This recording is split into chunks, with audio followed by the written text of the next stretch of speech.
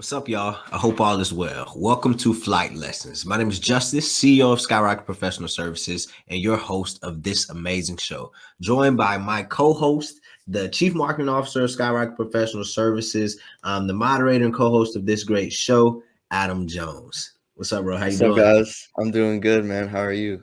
I cannot complain, man. I cannot I feel complain. you. Super excited to get started. Super Yeah, excited me to get too. started, man.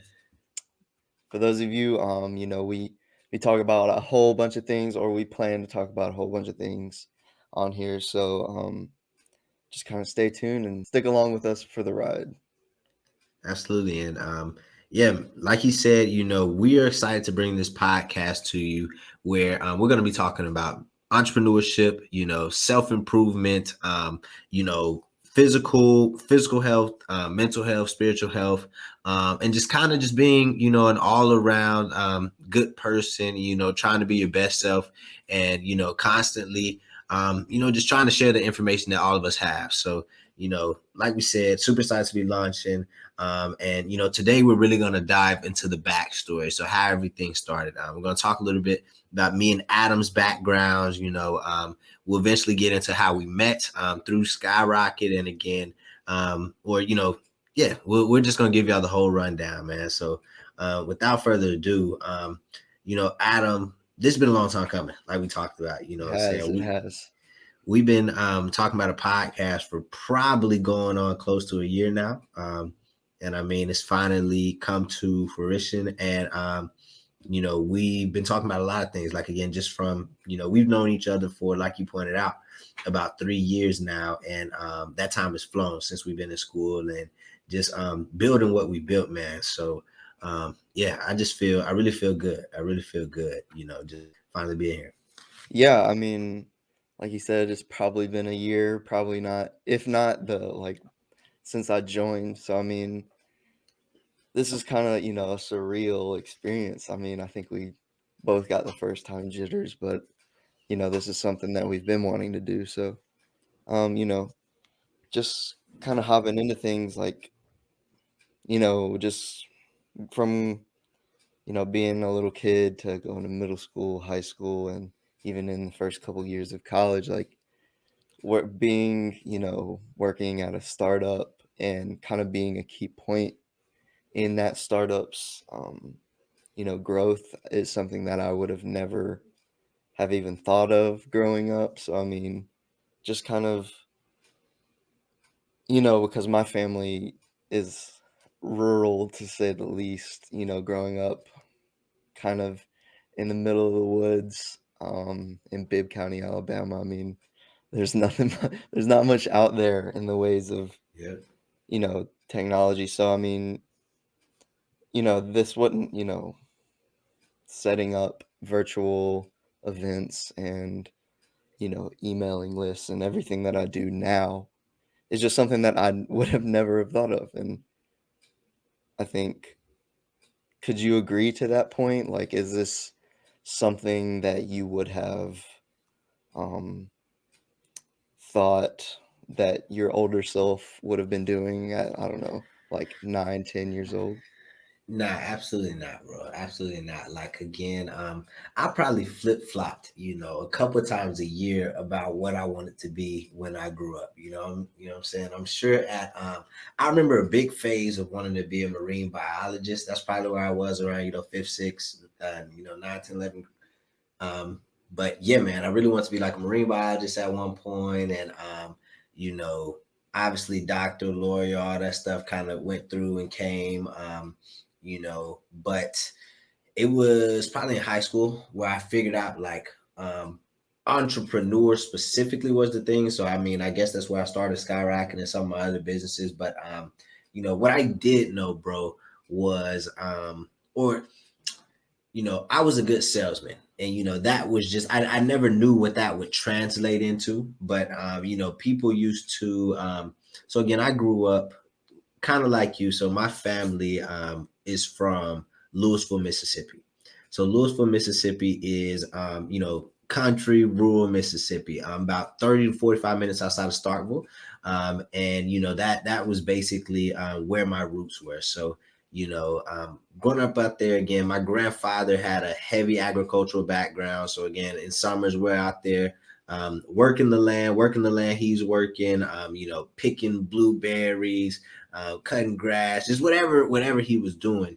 And again, so coming from that, I never really had nobody that I saw around me that was an entrepreneur per se.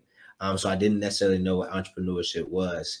But just knew I wanted to do something. After all that, I knew I didn't want to work with my hands for real, for real. So, yeah. No, So when I it, understand. I understand. absolutely. And yeah, so fast forward to when I was in elementary school, how I knew I was a good salesman was when they used to give us those fundraisers to take home, with the strawberries and the cookies and whatever it was. Like I used to really, really enjoy, like I would go door to door or I would go to church and I would make a killing. Like I would really Mhm. make a killing. And Did people y'all's just I know we had, like, chocolates, and it was kinda funny because like, they came in a little briefcase, yeah, like our stay so, the people, that, you say you were a part of, the ones that really did it hard, it's yep. like their first briefcase, you know what I Yep, mean? yep, Like, so, I yep. mean, that's Hey, kinda funny. hey, and those were really the best chocolates. If we talking about the same ones, bro, those were really the best chocolates. But Yeah. yeah, I mean, anyways, yeah, bro, like that was really the start of it. Like that was literally the start of it. And again, people just used to tell me, "Oh, you're such a great salesman," like blah blah blah. You used to do this, you used to do that. Mhm. So again, yeah, like salesman was a phase two. I maybe thought I was gonna sell cars or sell boats or something like that. But yeah, man, it's really crazy. It's really crazy. But one thing that I will say, bro, is you know, growing up. So also, so like I said, my grandparents were from Louisville, Mississippi. Mhm. So my that whole side of my family basically, so my grandmother and my grandfather, they grew up, so they raised my mother and her siblings in Louisville, but they actually grew up in Tippo, Mississippi. So Tippo is even more in the country and even more just backwoods and fields and like just real deep out there in the country. But I mean Mhm. they grew up picking cotton. They knew each other when they were young, and both of them went to Alcorn State University. So again, my grandmother got I believe she got an English degree. I don't want to misquote her or not give her the respect that she deserves, but they both put themselves through college. They both got degrees from Alcorn State University. They ended up again locating in Louisville, building their family, and then all of their three children went to Mississippi State University by way of, I believe my grandfather was an employee at Mississippi State or something like that. So, he got, they were blessed to get, those college degrees with Mhm. little to no money. But with that being said, they all dispersed. And they all went to their different places. So I was born in Tupelo, Mississippi. And Tupelo, Mississippi is it's between Birmingham and Memphis. So we're about to go to Memphis in a couple of weeks. We're gonna pass through Tupelo on the way there. Um, so I was born there. My uncle David, he worked for the Navy. He relocated. Now he stays in Chesapeake, Virginia. He was in DC for a while. And then my aunt Roz, she still currently lives in Tupelo. My aunt Roz and my mother both have banking backgrounds, so they both worked for the Bancorp South, I believe. Mhm. They're in Tupelo.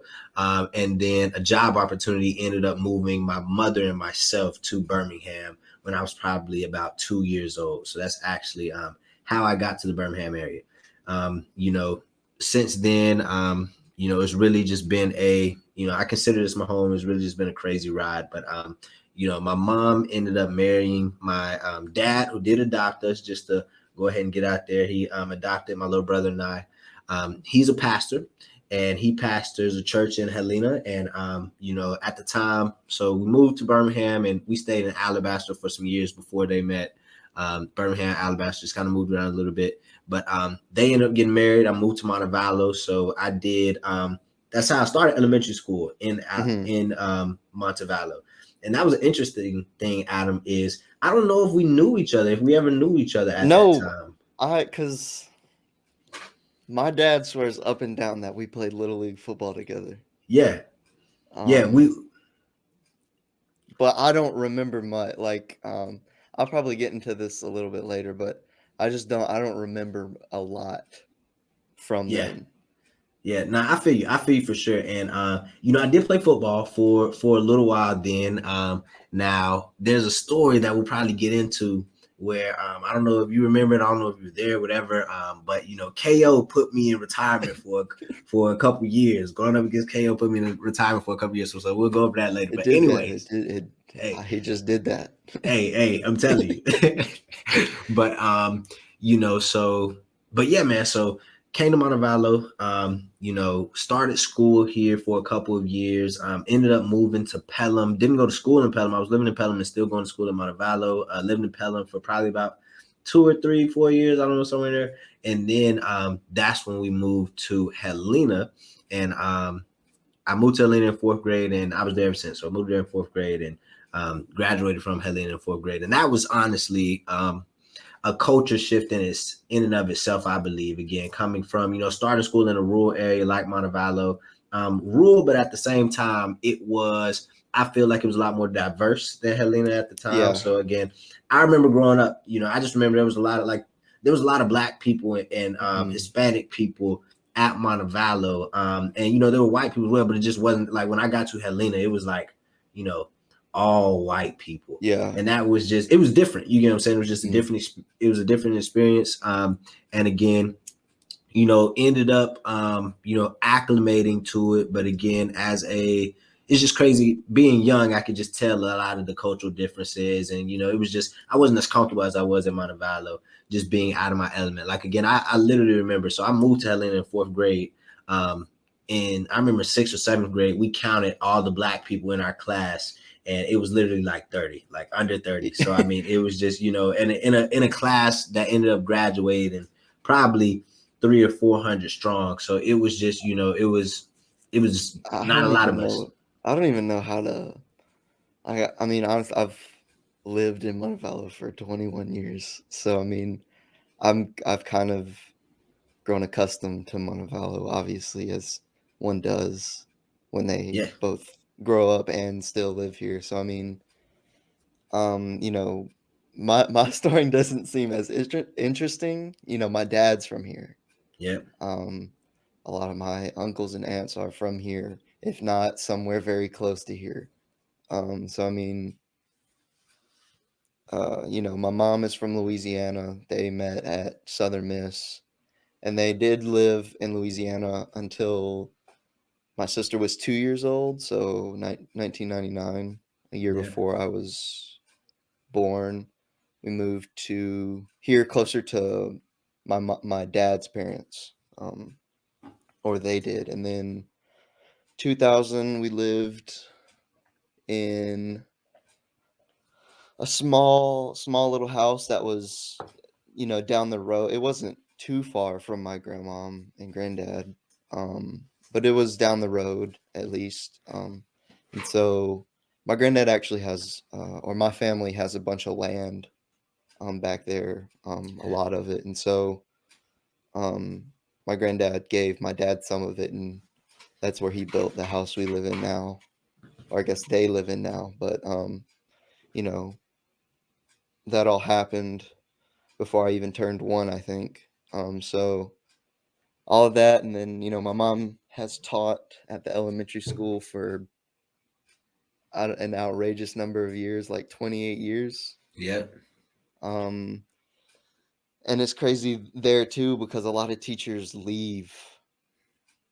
I remember, the teachers that were there when I was there, and the teachers that my mom was friends with, and then the teachers that were there when I was in middle school and who my mom's was friends with, and yeah, throughout high school and throughout my college years too. Like that, like she's the only person I think. Well, there's a couple others, but she's been the only person that hasn't gone, and she cares for the community, and that's just kind of the background that I come from. My granddad taught and was a principal at the middle school. One of the first interracial middle schools in Alabama. That was his time during the civil rights era. So I get what you're saying. Like, there's like Montevallo is surprisingly diverse in the fact of a lot of different ethnicities. So I definitely can see how even moving, what's that, 30, 40 minutes away is just completely different. And yeah, I definitely see that. Yeah, and the surprising part about it, Adam, that I didn't realize at the time, and we can get into this later as well. But again, the university plays such a big part in that, I believe, just because looking at Montevallo again sits in the very center of Alabama, and also in the very, if you go past Alabama, not off of, going away from 65. So Hmm. Calera, you still all right, but behind Montevallo and Calera, it's just, what I'm saying, just it gets real country. You know what I'm saying? It So does. It's like the eye of a storm. It yeah, really 100%. is.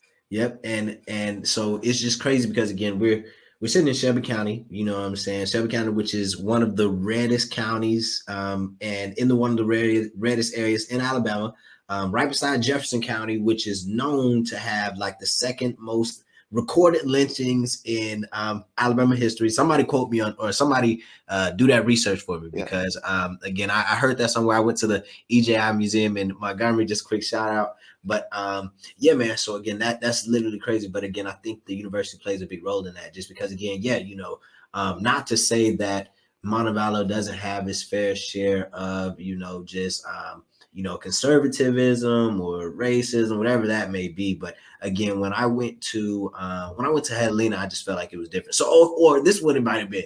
It was, more. It was just it's more money in Helena, so it's probably more privilege and just like uppity. You get what I'm saying? No, Type of, definitely. you know what I'm No, saying? I'm gonna just it is. I think this we'll kind of get into it a little bit more in a second, but I feel like that's what, Coach D.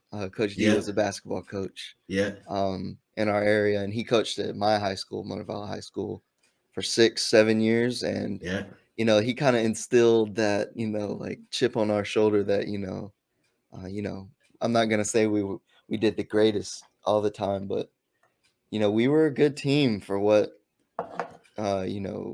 skills we had, like playing the teams around us, like Briarfield and um, Brookwood, um, Indian Springs. Like we would play all those people, and you could tell it's just money, really, and that's kind of what you know.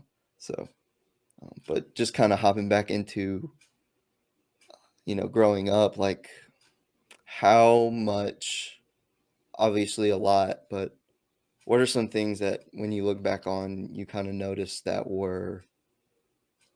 things were instilled in you by your parents? Man, first of all, shout out Coach D, because he was my basketball trainer as well. But yeah, bro. So again, like I said, my dad is the pastor of a church, the largest Black church in our immediate community. And my mother she was in the banking industry, like I mentioned. But just to give a little bit more background there, my mother ended up getting sick probably around 2007, 2008. So she was diagnosed. She's now diagnosed with fibromyalgia and lupus.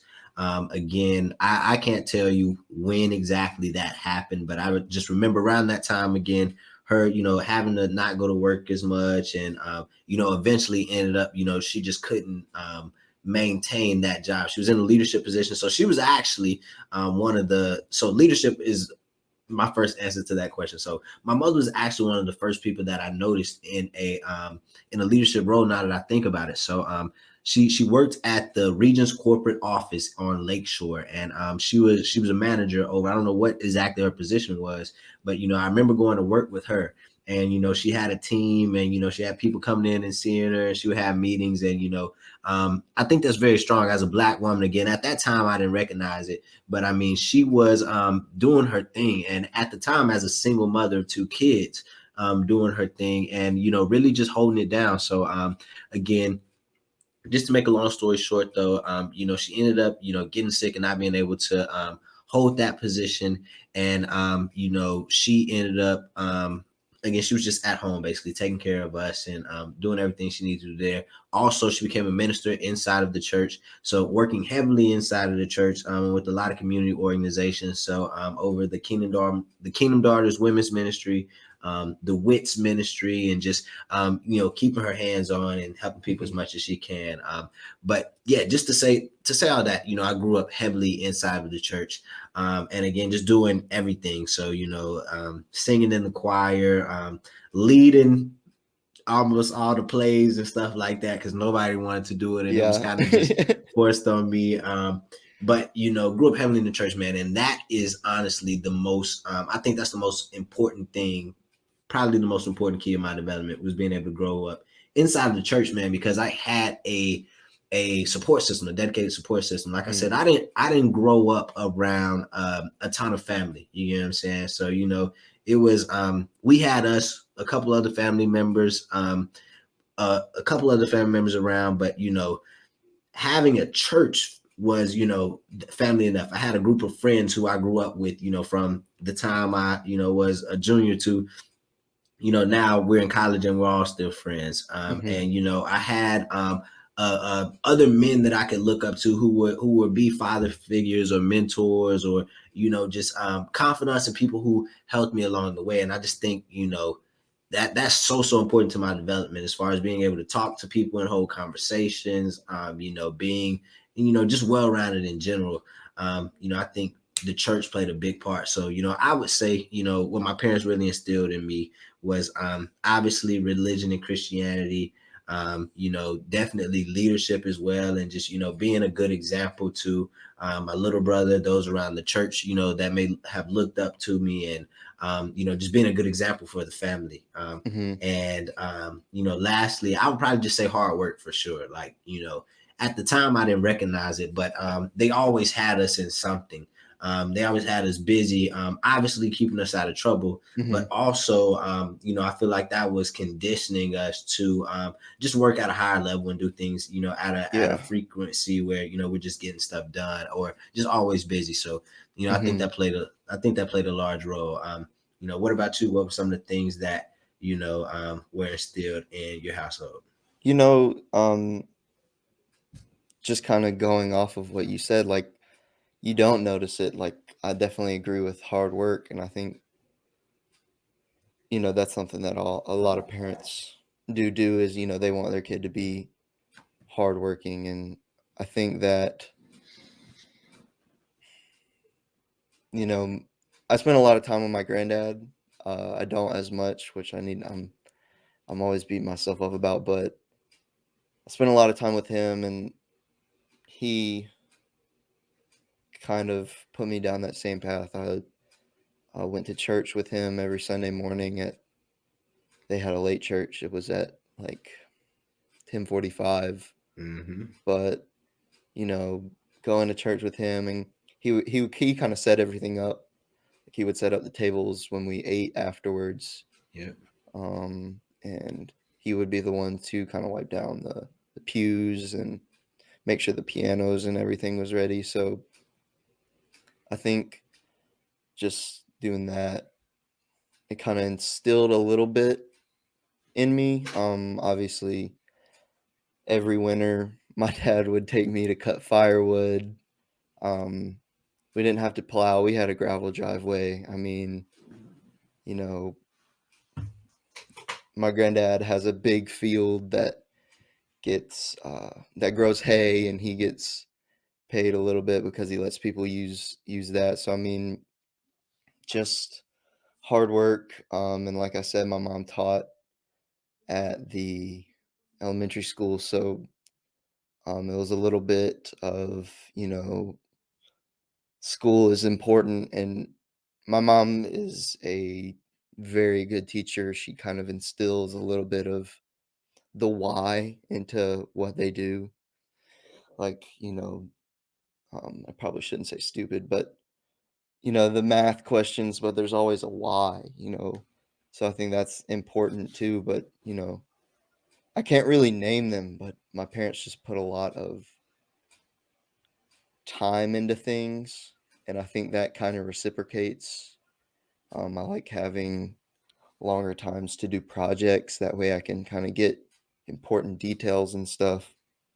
Um, but they just kind of instilled, you have to put in time to, achieve the things you want.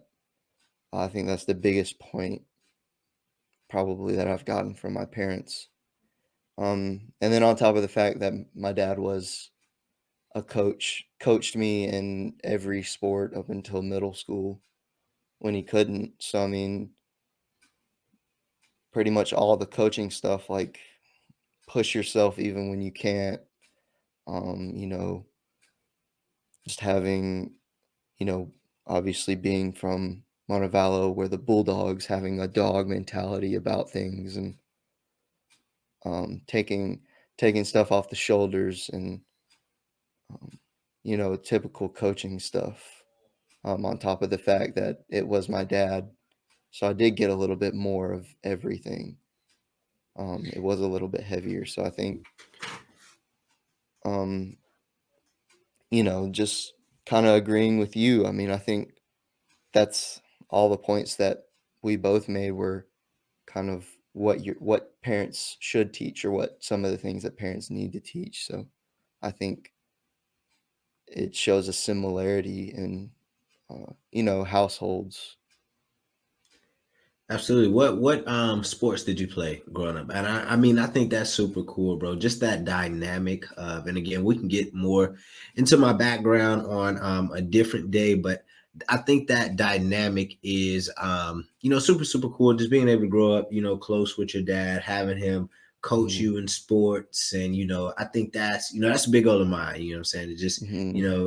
I feel like I really want to be able to cherish that phase. One thing I think about now is I really want to be able to. My thought process is, let's just really, really grind it out for this next, 5, 10 years. But once I get ready to start a family, hopefully I'll have all that time to spend with them, just be able to do all those things. I Hmm. want to, I want to coach, little league teams and all of that stuff. So, I just feel like that's super dope, man. Yeah. I definitely agree with that. Like, that's a big goal. Like, I want to be the ones yelling at the ref. Like, my dad still does that. Yeah.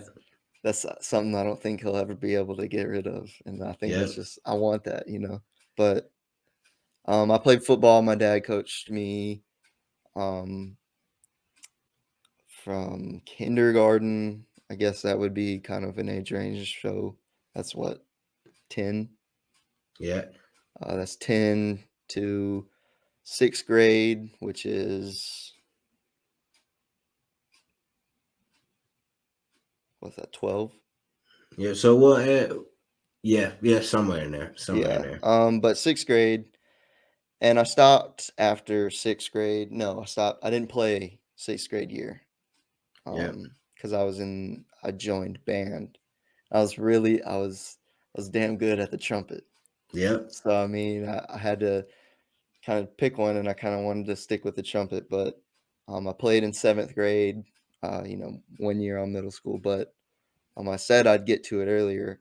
I don't remember a lot of stuff from my childhood because in seventh grade, it's a bad day at practice, and I kind of almost broke my neck. Oh. Yeah, I had a stinger for I don't know how long, but I don't even remember what happened at practice. I just remember being on the bottom of a pile, and then not being able to feel my feet. Yeah, got a ambulance called. The guy was poking on my feet with a little needle. Yeah. Couldn't feel anything. So it was scary. That was really scary. I've never had a feeling like that again. Yeah. Well, I'm not gonna say that. But um, you know, that's when I stopped playing football. I don't play Yeah. football anymore. Um, and then I played basketball. Well, I didn't play football in sixth grade, but the end of the year I made some new friends. Um, and by the end of the year, they convinced me to try out for the basketball team. Yeah. Now, keep in mind, I had like my dad was a Boston Celtics fan, and his main sport was football. He went to college for football. He's a big defensive end looking Yeah, guy. yeah. I didn't even know he So played football though. That's dope. yeah, he was pretty good at football. So Yeah, he was a football, and that's why I played football in little league. yeah. But I was can done with see it. football. Didn't want to play sixth grade. So by the end of that year, they convinced me to play basketball. So that means that what was that? 2K13 was my first 2K, and that's kind of what got me into basketball. It's 2K. What's up, man? I think that makes sense, but I didn't make it that year, so I tried out again, seventh grade. I had like some all black LeBron soldiers. I Yeah, was I was hooping. I was yeah, hooping. yeah. But that was eighth grade. That was the first year that Coach D was at, or the Cool. second year maybe that Coach D was at Montevallo. Yeah, And so the at the end of eighth grade, I had already made the basketball team. At the end of eighth grade, I tore my ACL for the first time. mm-hmm. So that put me out summer. Um, it kind of sucked because my dad still made me go to all the weight training and all Yeah. the pickups. So I mean it sucked. Just for one, just coming up to the high school and not knowing anybody, and then also on top of the fact that I can't play or do anything um, on my leg basically until I think it would have been May when it happened. So yeah, I would have had my brace on for like until December. But Yeah. besides that, I kind of got a little bit more acquainted with Coach D, just because I would be the one sitting, and he would obviously not do the drills. He was a big person to sit down while everybody was running. So I mean, but after that, finally got to play. I think my first game was at Ramsey. Yeah. Um, Hit a nice pump fake dribble in on the baseline. I still remember it. Everybody went Yeah. crazy. Um, but that was in JV, and then I was good for a year, and then I tore my ACL again. Oh no, the second time I had a bone chip. Yeah. So I played baseball. You already did your camera, right? Yeah, I just did it not too Okay, long so ago. we'll cut there. But the second time it was a bone chip. I played baseball up until freshman year of high school because I chipped a bone on my kneecap. Yeah. So I had to get surgery to get it taken out, and then it just didn't heal in time. Um, my uh, my what are those called? I can't think of the word. You got it. You got it. My sutures. Hey. My sutures. My sutures didn't heal properly, so by the time I would have been able to play, I had to go back in and get my sutures redone. So I Yeah. just didn't play that whole year of baseball, and it kind of got me a little bit depressed, and I didn't play after that. Oh, goodness. And I didn't play after that. But that bone chip kept me out. Baseball season is January to end of school, so I think up until I didn't get to train as hard as I would have that summer. That's Yeah. what that did. And so by the time we started, I just, I think I was pretty chunky. And um,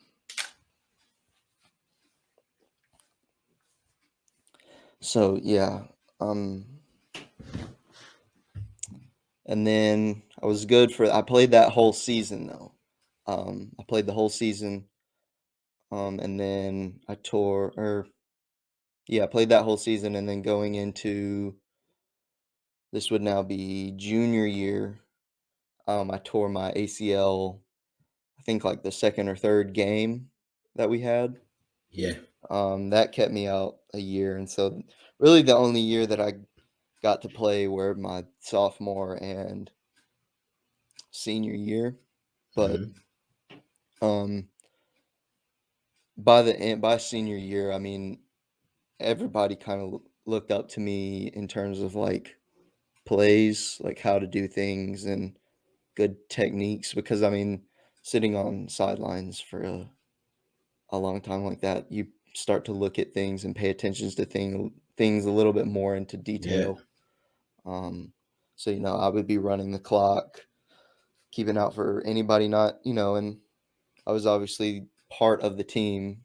Everybody, especially when you move up a year in high school and there's new kids. Yep. Every year you move up, there's new kids, and you know, I think the hardest thing was trying to get the young kids to put some respect on my name because I was a baller in high school. I'm Yeah. not even gonna lie. I could Hey, shoot. I could shoot the hey, things. on everything. Hey, y'all don't Yeah. play Adam. Y'all don't play Adam. I done seen Adam hoop. Adam be hooping. Adam be hooping. but But but I just so it was kind of I don't know, a lackluster career in the end. But that time that I was injured kind of allowed me to pick up my new passion, which is film. I love film and I wanted to direct. So, what about you? What did you have any experiences similar to kind of what I had? oh yeah, man, for sure. Like again, my hey man, I look back on my athletic career with it's not over yet. It's not over yet. Let's just say that. So I've been telling people, bro. I've been telling people I'm gonna go pro is something. You know what I'm saying? Let me build this business right now. Give me Mhm. about 2 or 3 years. But once Skyrocket gets to where it needs to be, I'm gonna start training, bro. I'm gonna start training now, bro, for something like golf, soccer. I don't know what it is, bro. But let me give you the backstory, bro. So again, growing up in Montevallo, I was playing sports age when I first came to Montevallo. So I came Mhm. to I came to Montevallo like, kindergarten, first grade. So um, you know, at that time, Montevallo didn't have a basketball, it didn't have a youth basketball program. Yeah, we It only have only baseball and football. Yep. So at that time we were playing basketball at the Y. Baseball was actually my sport, Adam. Like again, I was all-star every year. Again, I was nice. I was nice. I'm just gonna say, Hey, and I got the and nickname Hoover. Me and hey, you both. We were both nice. bro, I'm telling you, and yeah, baseball was my sport, bro. I really enjoyed playing baseball. Mhm. And what happened with baseball was I ended up moving to Helena, and again, when I moved to Helena, like I said, it was just a lot different. It was a Mhm. lot different. Again, it was set up, so I was still good. Moved to Helena fourth grade. I was still good. Like I remember to this day. At that time they had like evaluations and there was like a draft and all Yeah. that stuff. But I remember it was either the evaluations or the first practice. But I Mhm. remember showing up as the new kid. I told them I played shortstop, and we started going for a little while, and then I remember the coach, calling somebody like, "Yo, we got this new kid out here, and he is like tough." You know what I'm saying? And I'm like, "Oh God, like this on Yeah. God, Adam." But but literally, at that, I stopped playing baseball because that was fourth grade. Going into fifth grade, my parents basically, I believe they made us make a choice. You know what I'm saying? Like, Mhm. yo, like you need to, you can't play everything. Y'all need to, Yeah. what I'm saying, just go do something and kind of stick with it. So Mhm. I was like, cool. And at the time, like I said, there were a lot more white people at Helena than were at Montevallo. So Mhm. again, there weren't a lot. So there weren't a lot of black people in general, and there were definitely a lot less black people playing sports or playing Yeah. baseball. So Mhm. um, the friends that I had made, and again, just to the friends that I had made, the other black friends that I made. Not to say I wasn't against white people or anything like that in no way, but it was just like, what I'm saying? I wasn't used to being around that many white people. Yeah, I mean, it kind of I bet it was even off-putting, I mean, I guess to say the least, like just having that number of people who don't look like you and who definitely don't have the same experiences that a lot of y'all might have. And you're 100% right. And then on top of that, it was just like like we might have had double the students that Montevallo had in Yeah. general. You get what I'm saying? So it was Mhm. just a lot more people, a lot more. So there were a lot more baseball teams, you know, a lot less black Mhm. people around. I just wasn't very comfortable. All the friends that I made that fourth grade year, they were playing basketball and football. So I was Yeah. like, okay, well, you know what I'm saying? That's what I'm sticking with. But so that's how I stopped playing baseball. But honestly, to this day, I regret just not following through with that because that was my sport. And I feel like, again, you know, this year is very timely that this year is, you know, was the MLB draft where a Mhm. lot of the folks that I grew up with and, you know, went to high school with started getting drafted. And, you know, I can't help but wonder, like, what if, but, you know, that is what it is. But I can't wait to have Kevin on the show. So Kevin Dowdell, I'm going to invite him on at Mhm. some point. But again, he's a baseball player right now for West Virginia. Shout out to him. But we were best friends growing up. He went to my church.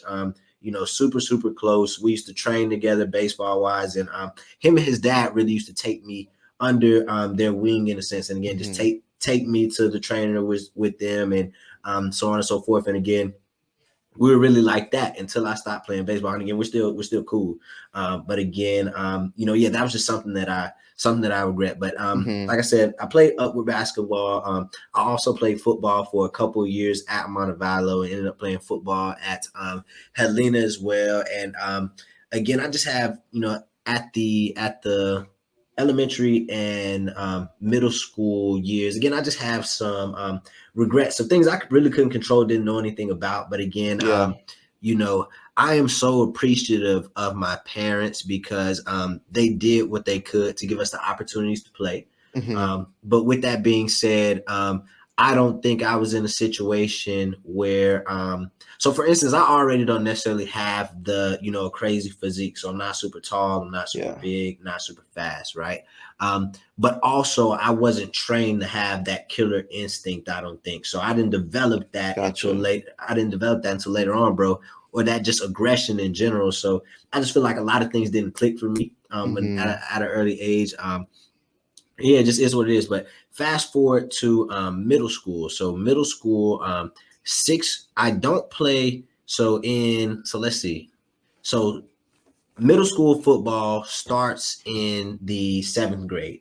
So for sixth grade, I played football in sixth grade for the city, and basically what happened was I ended up getting laid out again. So let's run it back. So first grade at Montevallo, we were doing drills, and they done put me up against KO. So if you're from Montevallo, you know who KO Know is. who K is. Shout out KO. And but again, so imagine being, you know, so first grade, I'm probably less than 100 pounds. Oh, 100%. And KO is at least 150, 200 pounds. Like, you know, KO's he's the biggest dude out there for sure. Biggest For sure. Bigger than a lot of the coaches. Bro, but God, but look, But, you know, boy, could he play football. hey, he can play football. And look, let me tell you, they put me up against him in some kind of drill. And y'all, look, I can't. I don't know. I don't know if I was holding the ball. I don't know if he was holding the ball. They wanted me to tackle him. But long story short, they say we collided, and then I just laid there like a one of those signs on the road. But bro, so yeah, that was an experience. But fast forward, so I still kept with it. But fast forward to sixth grade, same type of thing. Went head to head with Seth Jolly. Seth was a freaking beast.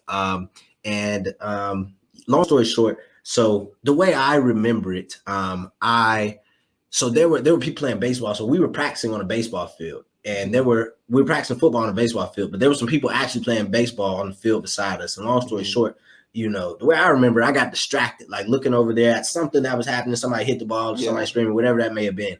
And you know, yeah, I just lost, you know, looked away, and you know, yeah, I just got, yeah, you know what I'm saying? They say I went up and I came down, and I came down, and yeah. Long story short, I got a concussion, man. You know, same type of situation that you were, Whoa. yeah, same type of situation that you were kind of explaining as far as, you know, the ambulance didn't come, but again, my parents were around me. You know, other parents, coaches were around me. You know, what I'm saying, they sat me down. Parents took me to the hospital and stuff. Said I had a concussion, and yeah, you know, that was really that. But I just say all that to say, so I played football sixth grade year.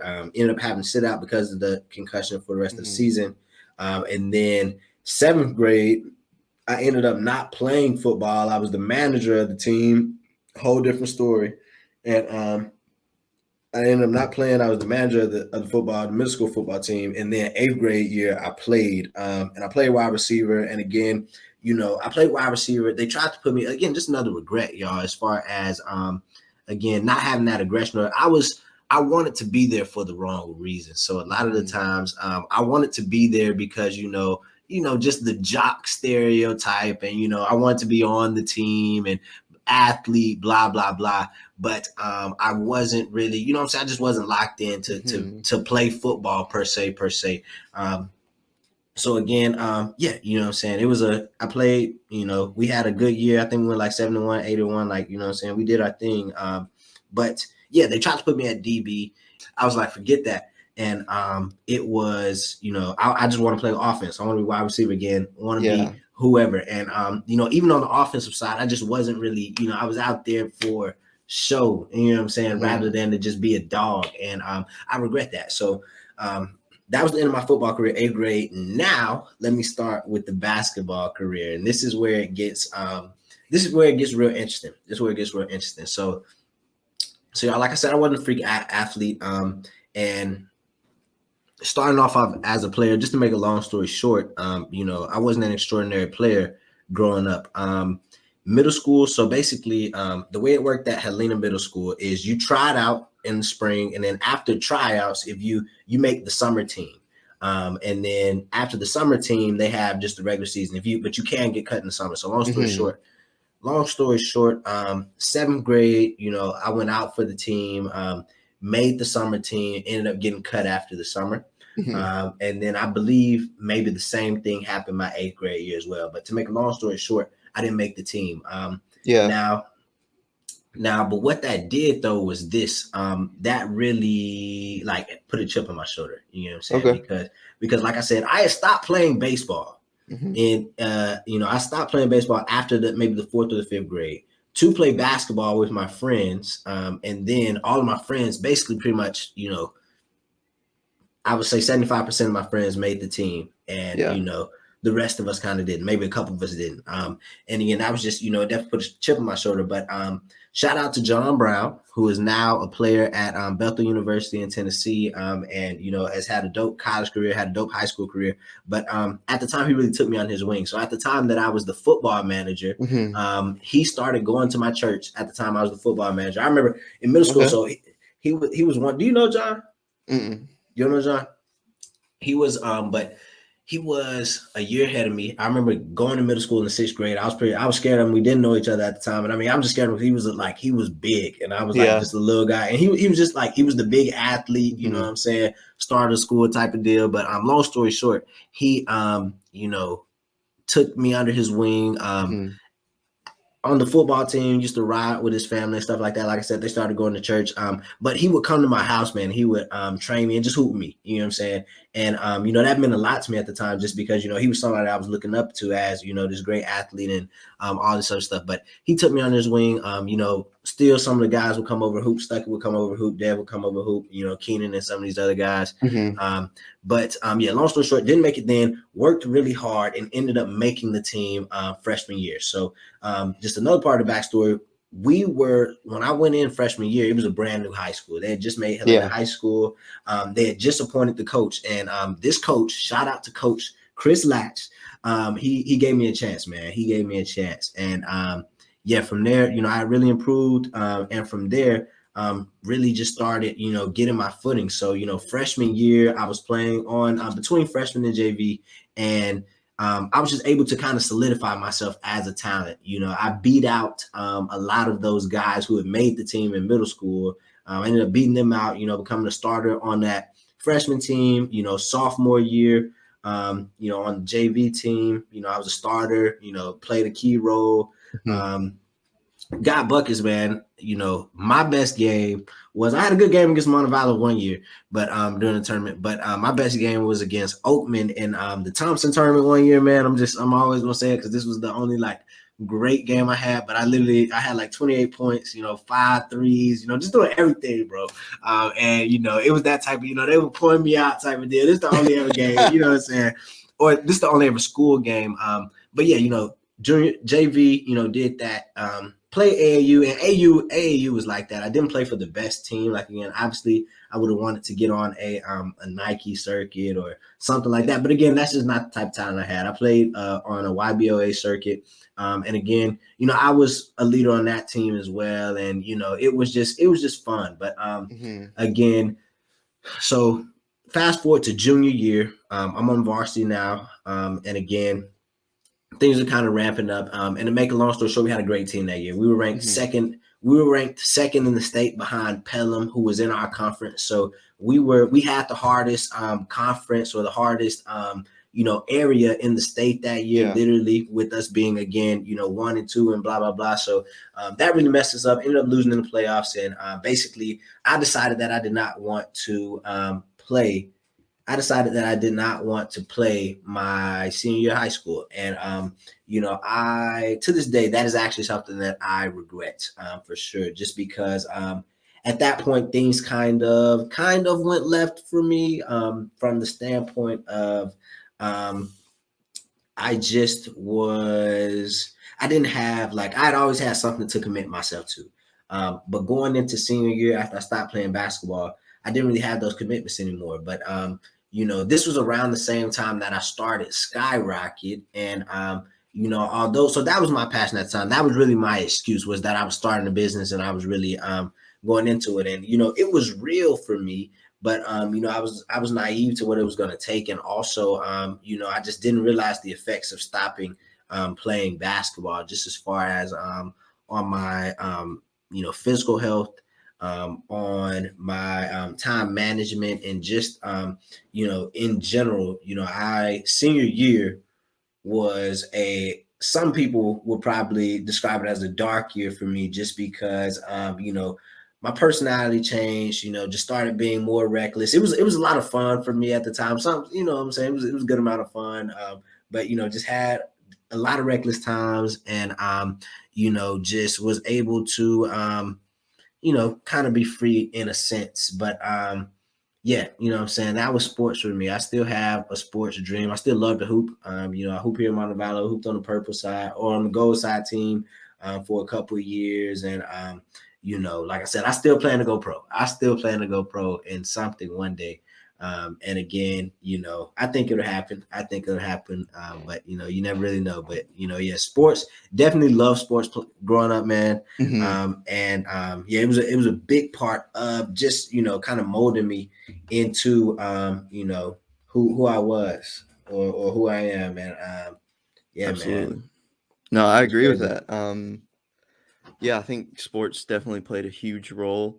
I never played AAU or anything because I also love video games. So video games tended to take up my summer. So, but just kind of going back a little bit through your years, what would you have said are some of the high-hitting moments of entrepreneurship from your life? Man, so I got started as an entrepreneur. I got my bad. You're good. So man, I got started as an entrepreneur. Basically, so the first time I ever did anything entrepreneurial, I was probably in I'd say second or third grade, 7 or 8 years old. And what had happened was we were at JCPenney with my parents. And it was me and my cousin Zaylin, and they were giving away these free chocolates. So we literally dumped all of the chocolates that were in this little bowl into a manila folder or something like that. And we had baseball practice, and then we had to go to church. So that day we were selling those chocolates out of that bag for 50 cents a dollar. I don't know how much we made. You know what I'm saying? Practice in church. Bro, at baseball practice in church, going around selling some free convenience store candy. But man, it was it was just a nice little beginning. You know what I'm saying? We made a little money, probably literally just enough to buy ice cream from McDonald's or something like that. But I mean, it felt good. It felt good, man. And so that was my first entrance. That was my first entrance into entrepreneurship. And like I said, after that, I had a ton of times where I was where I was selling those fundraiser things that they would give us for sports teams. And that's kind of where that happened in the middle.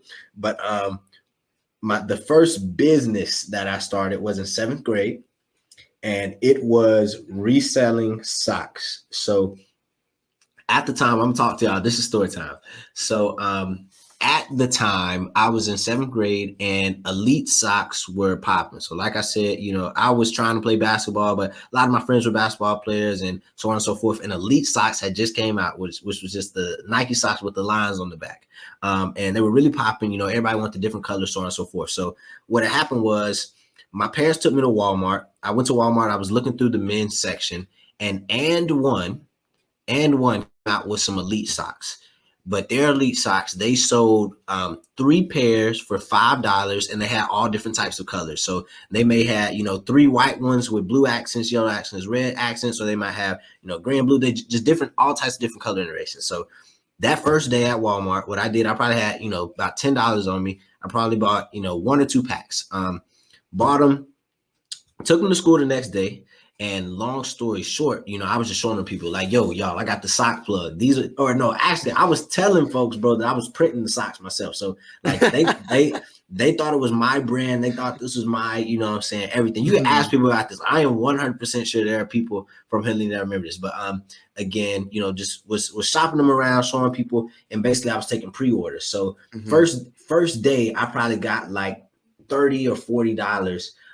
Just kind of, selling. So, I was getting 3 pairs for $5. I was probably selling for like $5 a piece. So I think I sold out of whatever I had on me that first day.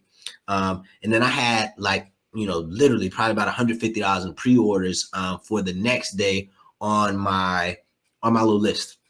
So, basically go back to school, fulfill. And, long story short, in that same week, I was in the gym.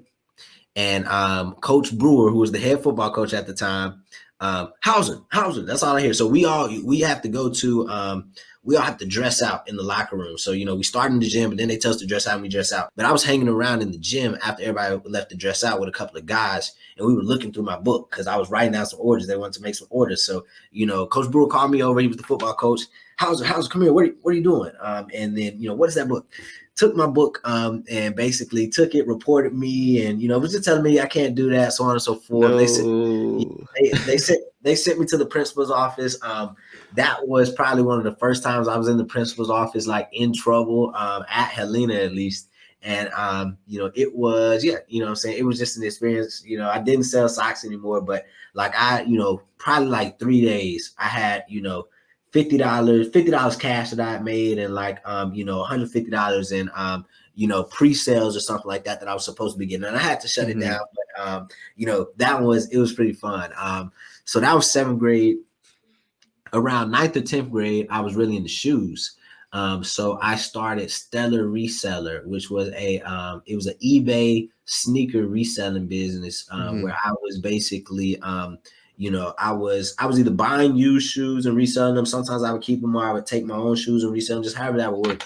But I just started reselling shoes, and honestly, that lasted for probably about 3 to 6 months until I got my sneaker game where I needed it, and I didn't want to sell anymore. And I just ended up probably switching lanes with basketball or something, but it ended up kind of dying off. But I was doing that for a while. Did you have any shoes that you missed out on that you really wanted? Man, honestly, there was a lot of stuff that I wanted. Like, again, I was never able to really work my way up to I really wanted retros. You get what I'm saying? So yeah. So to this day, bro, like, again, I've literally owned 2 pair of retro Jordans in my life. So once when I was like probably in 2nd grade, and I got some Jordans and like didn't even, like care enough to know what they were. And then like last Christmas, I asked for some Jordans. So I got some 12s that folks see me wearing all the time, and are like, those are probably his only pair of Jordans, and they are right now. But like all the Jordans. But what I did start getting, like, I was able to get a bunch of, so I got a couple pairs of foam posits, which I really like the foam posits. I got probably like 2 or 3 pairs of LeBrons. A lot of hooping shoes really is what I was getting at the time, just because that's what I was doing. Yeah. Man. So Stellar Reseller was cool. And then, so that was probably 9th to 10th grade. 11th grade was when I started Skyrocket, But what a lot of people don't know is, like I said, I was hooping at the same time. So I Mhm. went through the season, I was hooping. I started doing a couple of things with Minister Thompson from Big Daddy Bum Barbecue Sauce, who was still one Mhm. of our clients, but he was actually the first one that gave me a chance with Skyrocket. But to make a long story short, I actually pivoted away from Skyrocket at one point. So Okay. uh, I came into doing Skyrocket, had the idea, made the logo and everything, started doing little stuff, but it was just, harder than I was expecting it to be. So Mhm. I ended up, basically I didn't throw Skyrocket all the way in the trash, but I basically transitioned to building a new business, which was the locker room apparel.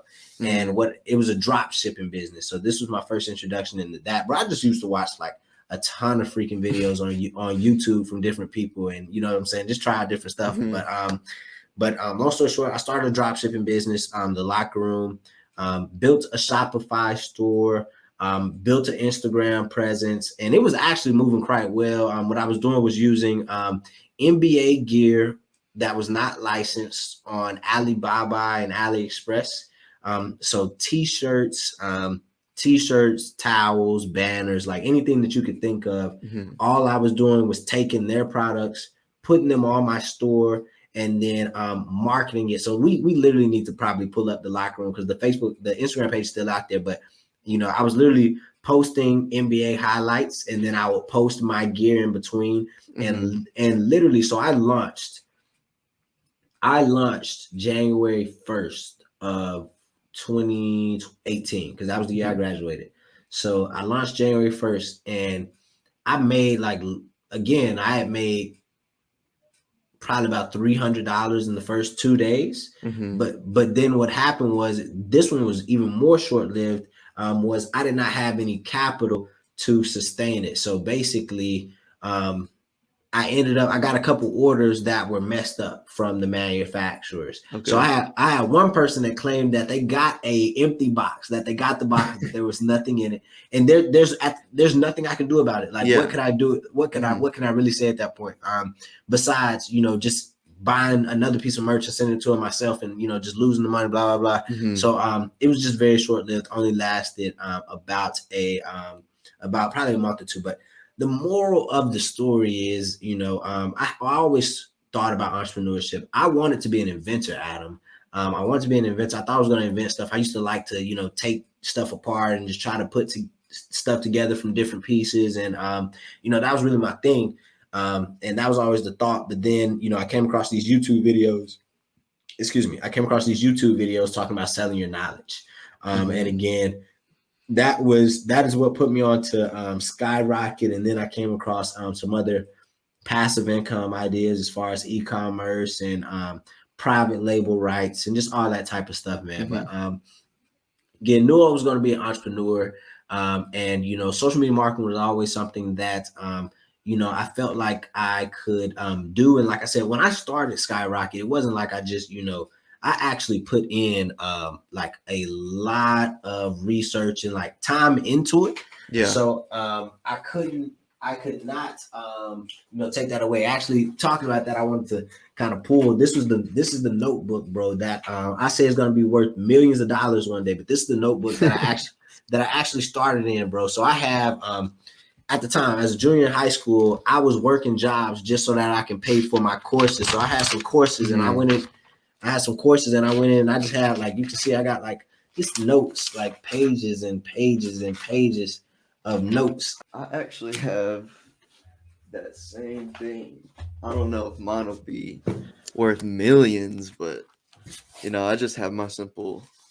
This has all my ideas in it. This one has been a journal, a creative. I have a couple scripts and Yep. ideas for movies in here, but a lot of this, it kind of just transformed into my Skyrocket journal. So this is where all of our ideas are.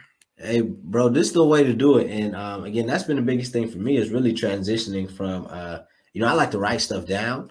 So Yeah. I'm in a weird point right now between writing stuff down and being able to transition it I onto find it, just paper.